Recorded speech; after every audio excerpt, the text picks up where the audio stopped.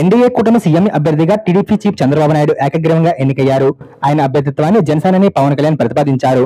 BJP రాష్ట్ర అధ్యక్షురాలు పురంధేశ్వరి బలపర్చారు. అందుకు టీడీపీ, జనసేన, బీజేపీ ఎమ్మెల్యేలు ఏకగ్రీవంగా ఆమోదం తెలిపారు. దీంతో చంద్రబాబు రేపు సీఎంగా ప్రమాణ స్వీకారం చేయనున్నారు.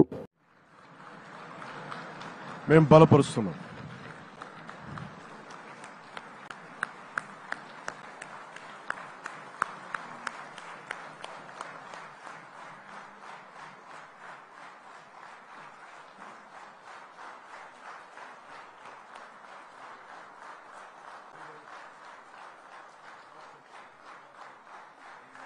మన రాజధాని అమరావతి, అమరావతి రాజధాని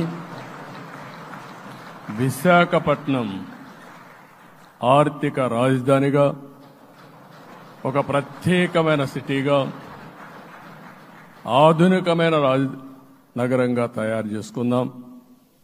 దాన్ని ఎప్పుడు కూడా నేను కంబైన్డ్ ఆంధ్రప్రదేశ్ కూడా గుర్తుపెట్టుకున్నాను. విశాఖపట్నం అటు జనసేనకు, తెలుగుదేశానికి, బీజేపీకి ముగ్గురు కూడా చాలా ముఖ్యమైన నగరం ఇది.